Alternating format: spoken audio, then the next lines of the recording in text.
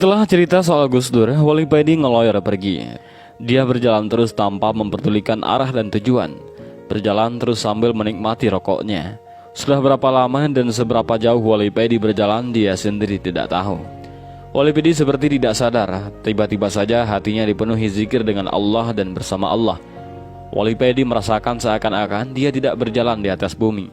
Dia seperti terbang, tubuhnya ringan dan hatinya dipenuhi kebahagiaan. Wali Pedi baru tersadar ketika azan subuh berkumandang dan dilihatnya di depan ada sebuah masjid yang semuanya terbuat dari bambu. Wali Pedi berhenti sebentar, dilihatnya di dalam masjid sudah banyak sekali orang. Ada yang pakai jubah, pakai serban, ada juga yang pakai sarung dan berkopiah. Ada juga yang memakai celana tapi tetap juga pakai kopiah.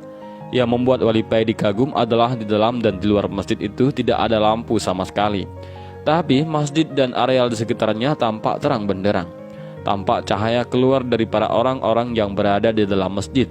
Cahaya mereka inilah yang menerangi seluruh masjid. Tanpa sadar Wali Pedi memandangi tangannya. Apa dia ikut juga bercahaya? Wali Pedi kaget, ternyata tangannya juga mengeluarkan cahaya.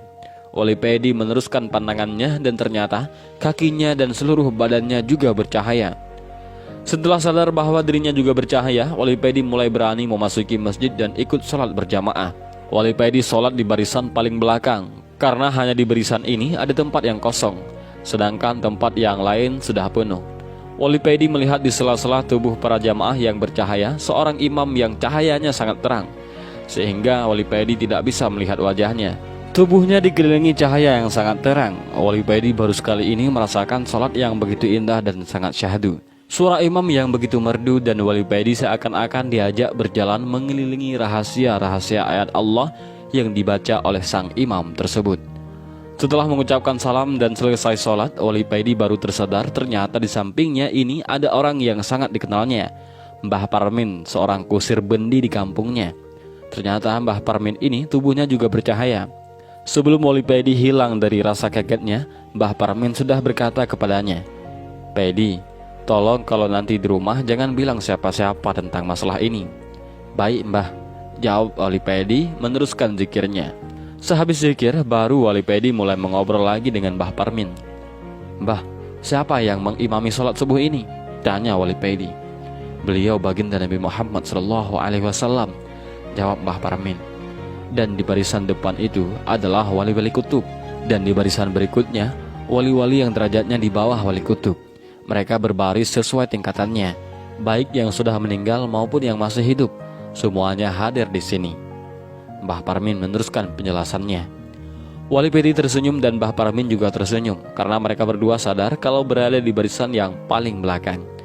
Tidak lama kemudian, acara dilanjutkan dengan bersalam-salaman. Sambil membaca salawat, Wali Pedi bertemu guru mursyidnya dan wali-wali yang selama ini cuma mendengar tentang ceritanya saja. Wali Pedi begitu bahagia karena bisa bersalaman dengan para wali-wali yang selama ini sangat dicintainya dan dihormatinya. Setelah acara bersalaman selesai, para wali pergi sendiri-sendiri dan tiba-tiba hilang entah kemana. Tinggal Wali Pedi dan Mbah Parmin saja yang berada di dalam masjid. Setelah semua sudah pergi, baru Wali Pedi dan Mbah Parmin keluar dari masjid. "Di manakah ini Mbah?" tanya Wali Pedi kepada Mbah Parmin. "Di Gunung Pring Magelang, Jawa Tengah," jawab Mbah Parmin. Wali Pedi menoleh ke belakang. Ternyata masjid itu sudah hilang. "Udah Di, aku pergi dulu ya. Assalamualaikum," kata Mbah Parmin dan bersalaman dengan Wali Pedi. Mbah Parmin berjalan di sela-sela pepohonan dan lama-kelamaan hilang. Mbah, tunggu sebentar." Wali Pedi memanggil Mbah Parmin, tapi Mbah Parmin sudah hilang di telan keheningan hutan belantara. "Waduh Mbah, aku sebenarnya mau pinjam duit untuk pulang," Wali Pedi berkata sendiri. "Terpaksa ngendol truk lagi nih." Wali Pedi dengan tersenyum melangkah pergi juga. "Selama ada rokok dan kopi nggak masalah." "Syukur alhamdulillah," ucap Wali Pedi dengan mengeluarkan rokok dari selipan kopiahnya, lalu menyalakannya dan meneruskan perjalanannya. Wali Pedi tidak berani mencoba ilmu melipat bumi yang dimilikinya, karena Wali Pedi takut kesasar seperti waktu itu. Wali Pedi berjalan sambil mengenang kembali pertemuannya dengan para wali, juga baginda Nabi barusan. Wali Pedi tidak dapat begitu jelas melihat wajah Rasulullah, karena sangat terangnya nur cahaya yang terpancar dari tubuh Rasulullah. Wali Pedi masih ingat perkataan Rasulullah ketika acara bersalaman tadi, bahwa bala ataupun azab Allah akan diturut. Para wali disuruh oleh baginda Nabi untuk bersiap-siap menerimanya sesuai dengan tingkatannya. Ketika bala ataupun azab turun, yang menanggung pertama kali adalah para wali-wali Allah sesuai tingkatannya. Semakin tinggi derajatnya, semakin besar pula azab yang ditanggungnya.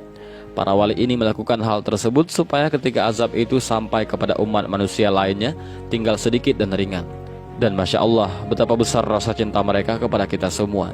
Kadang bala ataupun azab Allah itu tidak sampai menimpa umat manusia karena sudah habis ditanggung para wali. Kalau bala ataupun azab Allah itu begitu besar dan luas, maka azab itu baru menimpa manusia.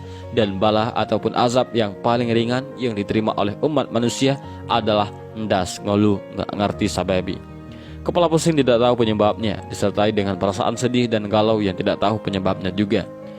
Tanpa terasa, Wali Pedi sudah sampai di jalan raya dan dilihatnya ada sebuah truk yang melintas, dan Wali Pedi menyetop dan meminta bantuan.